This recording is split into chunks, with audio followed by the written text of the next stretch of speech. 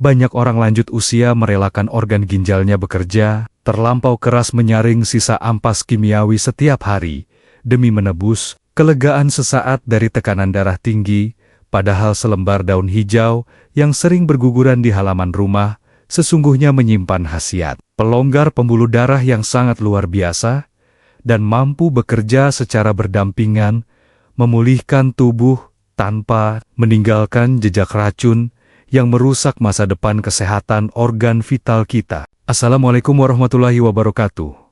Dan salam sejahtera yang paling hangat untuk Bapak Ibu sekalian, dimanapun berada. Tahukah Bapak, Ibu bahwa tekanan darah tinggi yang dibiarkan menetap di angka 200 bukan hanya sekadar angka di alat tensimeter, melainkan sebuah tekanan brutal yang merobek pembuluh darah halus di seluruh tubuh kita setiap detiknya. Bertemu kembali dengan saya, Dr. Irfan Ali, di ruang kumpul kesayangan kita, channel Sobat Sehat Penyakit Dalam, tempat di mana kita membedah rahasia kesehatan di usia senja dengan bahasa yang mudah dipahami, masuk akal, dan tentu saja penuh dengan kasih sayang layaknya anak kepada orang tuanya. Judul pertemuan kita hari ini mungkin terdengar sangat mengejutkan, membuang obat tensi ke tong sampah. Namun tenang dulu.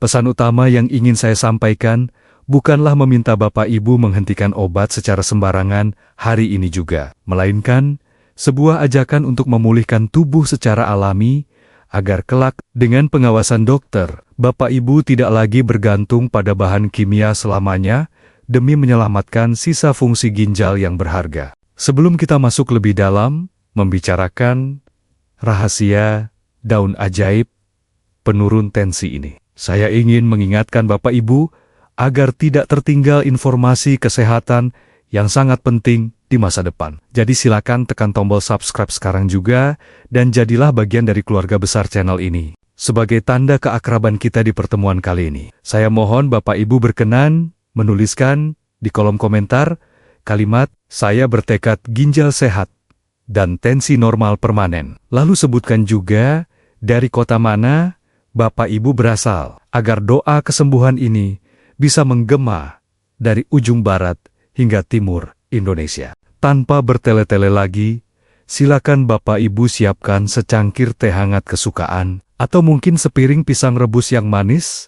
Cari posisi duduk bersandar yang paling nyaman, rilekskan pikiran, dan mari kita mulai perbincangan mendalam kita yang santai, namun sangat menyelamatkan nyawa ini. Pertama, mari kita samakan pemahaman tentang apa yang sebenarnya terjadi di dalam tubuh saat Bapak Ibu divonis menderita hipertensi atau darah tinggi. Bayangkan, sistem peredaran darah di dalam tubuh Bapak Ibu itu persis seperti sistem perpipaan air di rumah. Jantung Bapak Ibu adalah mesin pompa airnya, sedangkan pembuluh darah adalah selang karet yang mengalirkan air tersebut ke seluruh ruangan. Ketika usia kita masih muda, selang karet ini sangat lentur, elastis, dan bersih dari kerak. Namun seiring bertambahnya usia, ditambah pola makan masa lalu yang kurang dijaga, selang pembuluh darah kita mulai kaku, mengeras, dan mungkin banyak tumpukan plak atau kerak kolesterol di dinding dalamnya. Karena selangnya kaku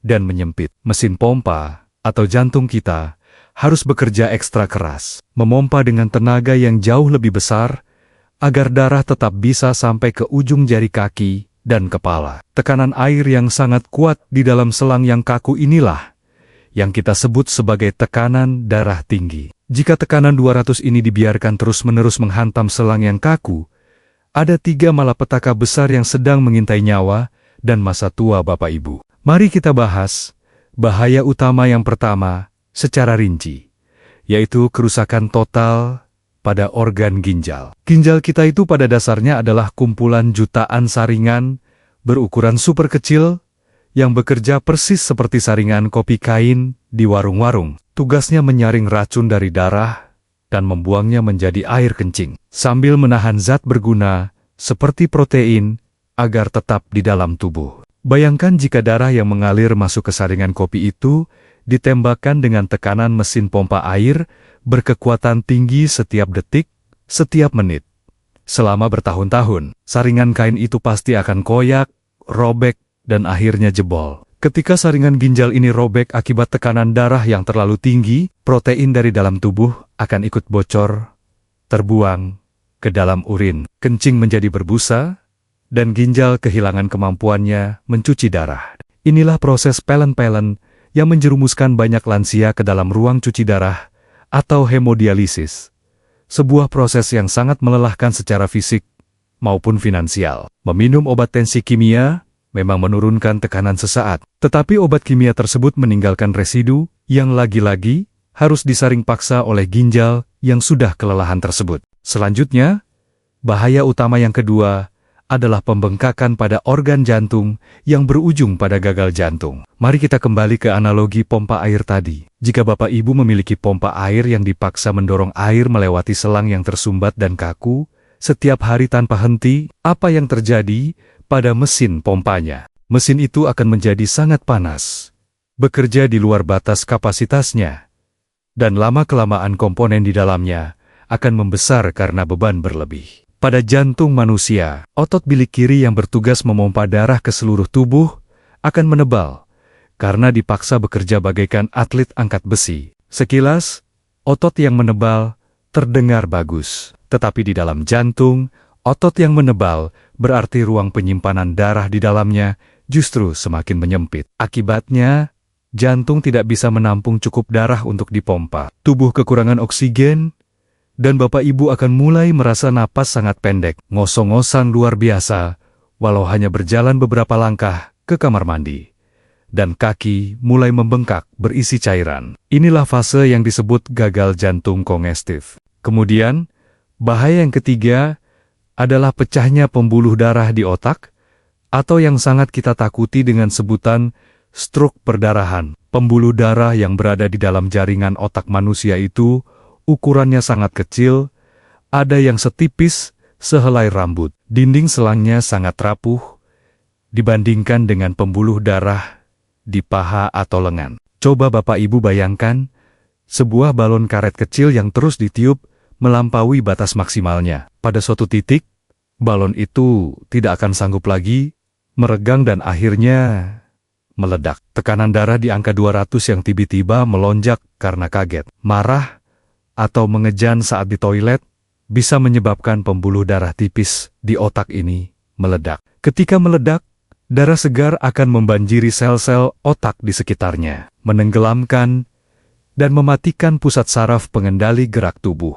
Itulah sebabnya, hanya dalam hitungan detik, seseorang yang tadinya tampak sehat bisa langsung roboh. Separuh wajahnya turun, bicaranya pelo, dan separuh badannya lumpuh, tidak bisa digerakkan selamanya. Sebuah harga yang terlalu mahal, hanya karena kita mengabaikan tekanan di dalam pembuluh darah kita. Melihat betapa mengerikannya proses perusakan ginjal, jantung, dan otak akibat hipertensi tadi. Kita harus mencari jalan keluar untuk menurunkan tekanan tersebut secara permanen. Bukan sekadar menurunkannya 3 jam lalu, naik lagi. Solusi medis di apotek biasanya bekerja dengan memaksa pembuluh darah melebar menggunakan zat kimia sintetik. Itu bagus untuk kondisi darurat penyelamatan nyawa. Namun untuk pemakaian puluhan tahun, ginjal kitalah yang menjerit. Alam yang maha kaya sebenarnya telah menyediakan solusi luar biasa di halaman rumah kita sendiri. Sebuah daun dari pohon yang buahnya sangat kita sukai, yaitu daun alpukat. Secara ilmu farmakognosi atau ilmu bahan obat alam, daun alpukat mengandung senyawa aktif tingkat tinggi berupa flavonoid, alkaloid, dan quercetin. Senyawa-senyawa alami ini bekerja di dalam tubuh sebagai agen vasodilator. Vasodilator artinya pembuka atau pelebar jalan. Ketika sari daun alpukat ini masuk ke aliran darah, ia akan memberikan sinyal ke otot-otot kaku di dinding pembuluh darah Bapak Ibu untuk rileks dan mengendur. Saat selang pembuluh darah ini kembali lebar dan lentur, otomatis tekanan air atau darah di dalamnya langsung turun drastis secara alami. Jantung bernapas lega, dan yang paling penting, tidak ada satupun residu racun kimia yang memberatkan saringan ginjal Bapak Ibu. Bagaimana cara mendapatkan khasiat maksimal dari daun alpukat ini tanpa merusak kandungan gizi di dalamnya? Tolong perhatikan baik-baik langkah pembuatannya, karena detail inilah yang menentukan apakah herbal ini akan menjadi obat atau sekadar air rebusan biasa. Pertama, pilihlah daun alpukat yang sudah tua, tetapi belum menguning atau kering. Ciri-cirinya adalah warnanya hijau tua gelap, permukaannya mengkilap, dan saat dipegang, terasa agak kaku. Jangan menggunakan daun yang masih muda atau pucuknya, karena kandungan zat aktifnya belum terbentuk sempurna. Petiklah sekitar 7 lembar daun berukuran sedang. Cuci ke-7 lembar daun tersebut, satu persatu di bawah air mengalir. Gosok perlahan permukaannya dengan ibu jari, untuk menghilangkan debu halus atau jaring laba-laba yang mungkin menempel. Setelah bersih, tiriskan sebentar, agar air cuciannya turun. Langkah kedua adalah proses perebusan yang sangat krusial. Siapkan 3 gelas belimbing air putih murni, usahakan air mineral atau air tanah yang sudah disaring dengan baik. Masukkan air tersebut ke dalam panci. Saya sangat menyarankan Bapak Ibu menggunakan panci yang terbuat dari tanah liat atau panci kaca tahan panas. Hindari menggunakan panci aluminium atau besi yang sudah tipis dan tergores, karena logam murahan bisa bereaksi dengan senyawa aktif daun alpukat dan justru merusak khasiatnya. Nyalakan kompor dengan api sedang, lalu biarkan airnya mendidih terlebih dahulu. Tolong diingat, daun alpukatnya dimasukkan setelah air mendidih meletup-letup, bukan direbus sejak air masih dingin. Setelah air mendidih, masukkan ke-7 lembar daun alpukat tadi. Bapak Ibu boleh merobeknya sedikit, agar sori-serinya lebih mudah keluar. Setelah daun masuk, segera kecilkan api kompor menjadi sangat kecil. Api lilin. Biarkan daun itu direbus dengan api kecil selama kurang lebih 15 hingga 20 menit. Proses perlahan ini akan mengekstrak keluar zat flavonoid tanpa menghancurkannya. Setelah 20 menit, Bapak Ibu akan melihat air di dalam panci yang tadinya bening kini telah berubah warna menjadi kecoklatan mirip seperti air teh yang pekat, dan aroma harum khas daun yang menenangkan akan tercium. Matikan kompor dan segera angkat panci tersebut. Saring air rebusan ke dalam gelas besar dan biarkan hingga suhunya turun menjadi hangat kuku. Jangan pernah menambahkan gula pasir, susu, atau pemanis buatan ke dalam rebusan ini. Jika Bapak Ibu ingin rasanya lebih ramah di lidah, cukup tambahkan 1 sendok teh madu murni. Aduk perlahan. Cara terbaik mengonsumsinya adalah 1 gelas setiap sore hari, sekitar pukul 4 atau 5 sore, setelah Bapak Ibu selesai makan siang atau makan camilan sore.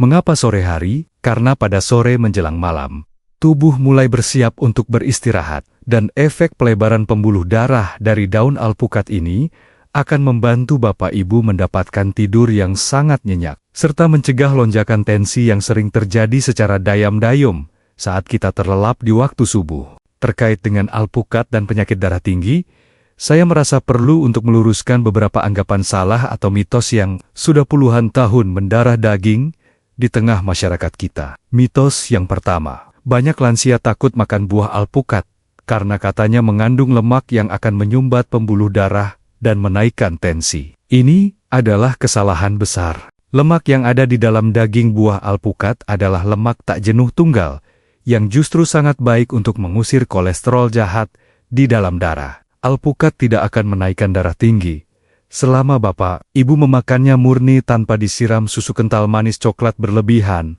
atau es krim yang penuh gula. Kemudian mitos yang kedua, banyak yang menganggap darah tinggi itu murni hanya karena kelebihan makan garam asin. Memang garam berperan menahan air di dalam tubuh yang memicu naiknya tekanan. Tetapi faktor pikiran yang stres, kecemasan berlebih, kurang tidur, dan kekakuan pembuluh darah karena radikal bebas di masa lalu jauh lebih dominan, memicu tensi meledak menjadi 200 pada usia lansia. Oleh karena itu, kita butuh obat penenang alami dari dalam, bukan sekadar pantang makan garam. Mitos ketiga, jika sudah minum obat dokter, dilarang keras mencoba herbal. Faktanya, herbal dan obat medis bisa berdampingan asal kita tahu aturannya, yang nanti akan saya jelaskan lebih detail di bagian tanya jawab kita. Sekarang, untuk membuktikan betapa pentingnya mengenali sinyal tubuh secara dini? Mari kita lakukan sesi pengecekan mandiri yang sangat mudah di tempat Bapak Ibu duduk saat ini. Coba Bapak Ibu angkat tangan kanan secara perlahan, lalu raba bagian belakang leher atau tengkuk Bapak Ibu, tepat di bawah tulang tengkorak belakang. Gunakan jari telunjuk dan jari tengah untuk menekan area otot di sekitar situ. Apakah daging di area tersebut terasa sangat keras, kaku seperti batu, dan terasa pegal yang menjalar hingga ke kedua pundak? Jika iya, itu adalah sinyal peringatan pertama bahwa aliran darah ke arah kepala Bapak Ibu sedang dipaksa menembus jalan yang sempit. Sekarang tes yang kedua, coba letakkan 3 jari tangan kanan Bapak Ibu di pergelangan tangan kiri bagian dalam, lurus sejajar dengan ibu jari. Cari denyut nadi Bapak Ibu di sana. Setelah ketemu, rasakan detakannya. Apakah detaknya terasa menendang jari Bapak Ibu dengan sangat keras dan cepat?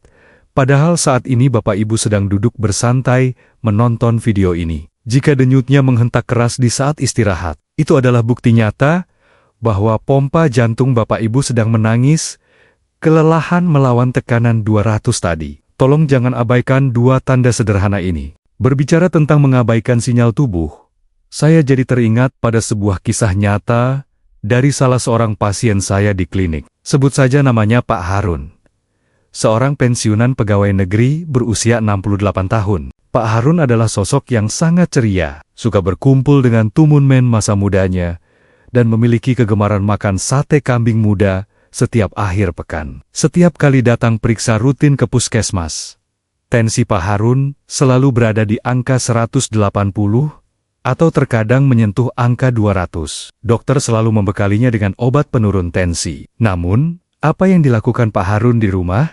Beliau hanya meminum obat itu saat kepalanya terasa pusing atau saat tengkuknya terasa berat. Jika beliau bangun pagi dan merasa badannya segar, obat itu dilewatkan begitu saja. Prinsip Pak Harun saat itu adalah, buat apa minum obat kalau tidak ada keluhan, nanti malah merusak ginjal. Beliau juga sama sekali tidak mau mencari alternatif herbal, karena menganggap badannya masih sekuat anak muda. Pak Harun tertipu oleh sebuah konsep yang kita sebut silent killer, atau pembunuh diam-diam. Tragedi itu akhirnya datang tanpa diundang. Pada suatu malam yang dingin, Pak Harun terbangun pada pukul 3 dini hari karena ingin buang air kecil. Beliau beranjak dari tempat tidur, berjalan menuju kamar mandi. Namun tepat di depan pintu kamar mandi, tiba-tiba pandangannya berputar hebat. Telinganya berdenging sangat keras, dan kakinya seketika kehilangan tenaga. Pak Harun ambruk membentur lantai. Saat istrinya terbangun dan menghampiri,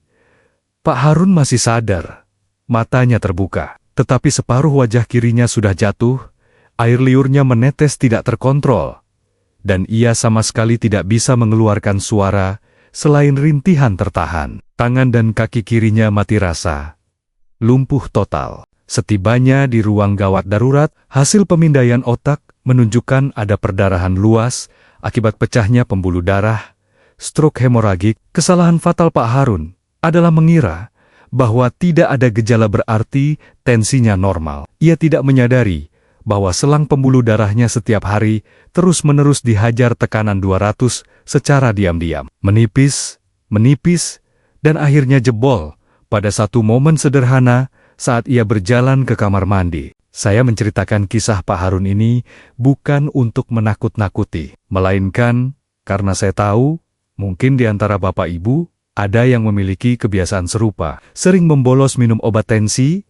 karena takut ginjalnya rusak, tetapi bingung harus melakukan apa sebagai penggantinya. Jangan biarkan penyesalan datang terlambat ketika separuh badan sudah tidak bisa digerakkan. Saya yakin setelah menyimak cerita Pak Harun dan penjelasan ilmiah yang sangat panjang tadi, kepala Bapak Ibu kini dipenuhi dengan berbagai pertanyaan penting. Sebelum saya menjawab beberapa pertanyaan krusial yang paling sering ditanyakan oleh pasien-pasien saya ingin memohon kesediaan Bapak Ibu sekali lagi, jika dirasa informasi malam ini bisa menyelamatkan nyawa seseorang yang Bapak Ibu kenal, mari tekan tombol subscribe dan bergabunglah bersama kami di Sobat Sehat Penyakit Dalam.